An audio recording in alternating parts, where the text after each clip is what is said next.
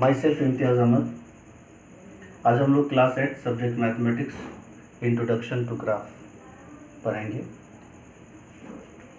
Introduction to graphs में सबसे पहले ग्राफ्स के बारे में जानेंगे। ग्राफ्स होता क्या है, व्हाट इज ग्राफ। बेसिकली कुछ डाटा हम कलेक्ट करते हैं, न्यूमेरिकल डाटा वगैरह, और इसी में जो विजुअल वे में जो भी रिप्रेजेंट करते हैं, विजुअल वे में जो रिप्रेजेंट करते हैं उसे हम ग्राफ कहते हैं। विजुअल वे में जो भी रिप्रेजेंट करते हैं दैट इज कॉल्ड ग्राफ कहलाता है। अब टाइप्स ऑफ ग्राफ पढ़ेंगे हम लोग। देखते हैं types of graph. Types of graphs में सबसे पहले हम लोग देखते हैं कौन सा, पिक्टोग्राफ। आपने पढ़ा होगा पिक्टोग्राफ के बारे में। ग्राफ ये क्या होता है, तो ये इससे पता चल जाता है कि पिक्टो के मीन्स क्या हुआ, पिक्चर वाला। आपने क्लास 7, 6, 7 में पढ़ा होगा कि जैसे Monday, Tuesday, Wednesday, so on. One bulb scale लिया मैंने, स्केल है, one bulb is equal to 6 bulb. एक बल्ब कितने के बराबर है, 6 बल्ब के बराबर है। अब मंडे को 3 बल्ब मान लो कि मंडे को 2 बल्ब है, ट्यूसडे को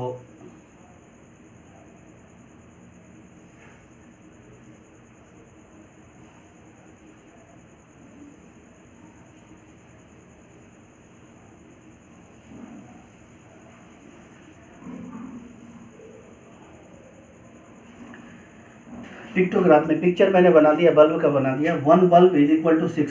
एक बल्ब कितने के बराबर है, 6। अब मंडे को कितने बल्ब हैं, 6 है, तो 6 multiply by 2 is equal to 12 bulb.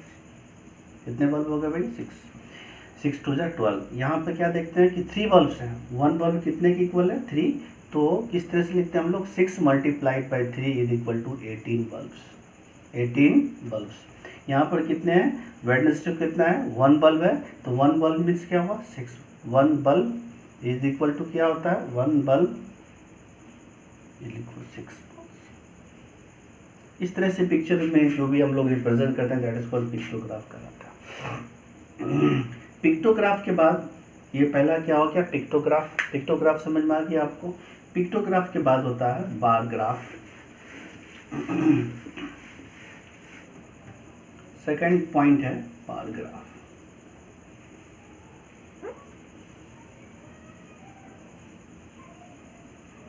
Bar graph क्या होता है,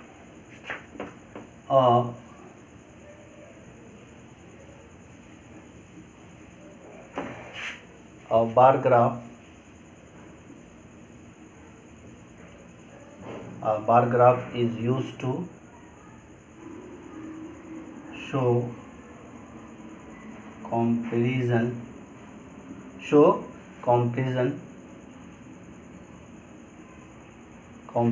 among categories।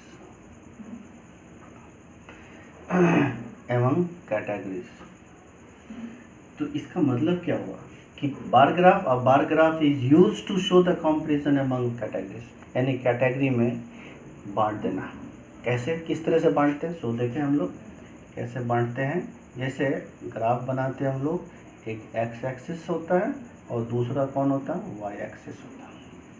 जैसे कंपैरिजन का मतलब हम जैसे एग्जांपल में ले सकते हैं कि मैथ्स में, इंग्लिश में जो कंपेयर करते हैं, मैथ्स में कितने मार्क्स आए, साइंस में कितने मार्क्स आए, इस तरह से ये ओरिजिन हुआ। मान लो 1 2 3 4 5 6, इस तरह से हम मानते हैं। तो यहाँ पर क्या लिखा मैंने, maths, English, science, Hindi, so on. और इधर ये सब्जेक्ट हो गए, यहाँ पे मार्क्स को रिप्रेजेंट करते हैं। इसे मार्क्स में 50, 60, 70, 80, 90 इस तरह से मैथ्स के डाटा, यानी graph is use to show the comparison amongst categories, यानी कंपेयर करना है ना। कंपेयरिंग में क्या करते हैं हम कि मैथ्स में मान लेते हैं कुछ बच्चों को 70 आए, इंग्लिश में कितने आए भाई, इंग्लिश में 80 आए, और सोशल साइंस में कितने आए भाई, तो सोशल साइंस में बच्चों को 60 आए, और हिंदी में कितने आए भाई, तो हिंदी में भी बच्चों को 70 आए। तो कंपेयर कर रहे हैं, दैट मीन्स क्या हुआ, ये क्या कर रहे हैं कि मैथ साइंस इंग्लिश में क्या कर रहे हैं, कंपेयर कर रहे हैं, दैट इज कॉल्ड, वो बार ग्राफ कहलाता है। ये क्या है, ये बार ग्राफ। तो bar graph is use to show the comparison among categories, यानी कैटेगरीज में जो शो करते हैं दैट इज कॉल्ड, वो क्या कहलाता है, बार ग्राफ। और इसके बाद जस्ट क्या होता है, double bar graph. Second point क्या है, बार ग्राफ, और नेक्स्ट पॉइंट है आपका डबल बार ग्राफ क्या होता है। तो देखें हम लोग डबल बार ग्राफ।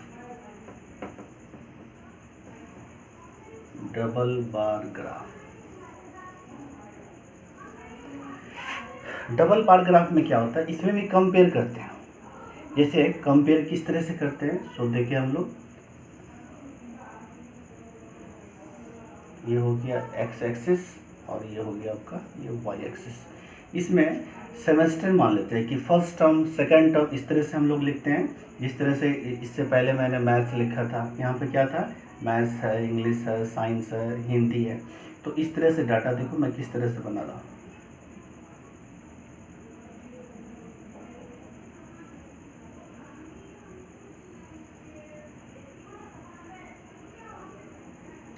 इस तरह के डाटा, ये डाटा क्या कहलाएगा, अब देखें,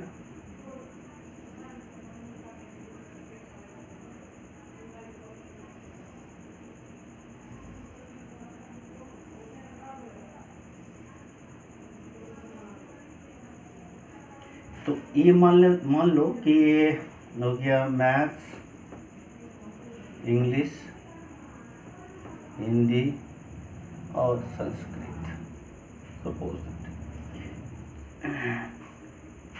40, 50, 60, 70, 80 मार्क्स आए। इसमें क्या देखते हैं, कंपेयर करते हैं कि फर्स्ट टर्म में कितने मार्क्स आए और सेकंड टर्म में कितने मार्क्स, फर्स्ट टर्म में कितने आए, सेकंड टर्म में कितने आए, फर्स्ट टर्म में कितने आए, सेकंड टर्म में कितने आए, फर्स्ट टर्म में कितने आए, सेकंड टर्म में कितने आए। दैट मीन्स कंपेयर कर रहे हैं। इसमें भी क्या, फर्स्ट टर्म और सेकंड टर्म में क्या है, कंपेयरिंग है। तो वी कैन से दैट कि double bar graph is another form of bar graph, another form of bar graph, double bar graph another form of bar graph. Next third point है, next है pie chart. हम लोग कहते हैं इसको कि circle graph.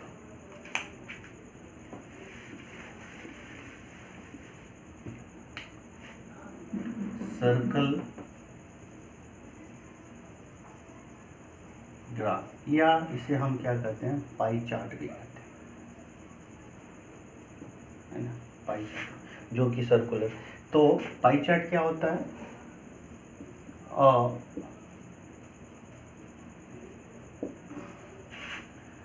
Pie chart is used to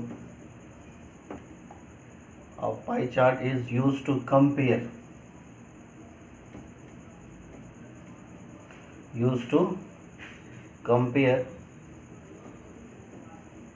parts of whole, ऐसा कह सकते हैं, parts of whole। a pie chart is used to compare parts of whole। Parts of whole आप भी देखें, यहाँ पर एक तरह से मैंने पाई चार्ट बनाया, एक सर्कुलर है। तो इस तरह से हम लोग देखते हैं, आप लोग इसका एग्जांपल दे दें आपको कि इलेक्शन में जो वोटिंग होती है, किस पार्टी को कितने वोट मिलते हैं ना, इस तरह से। तो हम लोग इस तरह से लिख सकते हैं कि ये जो है, ये मान लो कि ये मिसलेनियस, ये फूड हो गया, ये मिसलेनियस हो गया, ये एजुकेशन हो गया, ये इसमें इस तरह से हम लोग बांटते हैं ना कि कितना है भाई, एक में 105 डिग्री है और दूसरा कितना है, मान लो कि 60 डिग्री हो गया, दूसरा कितना 80 डिग्री है, 65 है और 70, सपोज करते हैं। इस तरह से ये पाई चार्ट मैंने बनाया। तो इसमें एक एडुकेशन, मान लो इसको फूड हो गया, ये एडुकेशन हो गया, इस तरह से हम लोग बांट देते हैं। जिस तरह से आपने देखा होगा कि इलेक्शन में किस पार्टी को कितने वोट मिले, तो हम लोग पाई चार्ट पे ही रिप्रेजेंट करते हैं। किस पे, पाई चार्ट पे ही रिप्रेजेंट करते हैं। ये टाइप्स थे, ये बेसिक आपने पहले प्रीवियस क्लास में अपने क्लासेस में पढ़े होंगे। अब हम लोग मेन पॉइंट पे आते हैं कि क्या पढ़ना है हमें।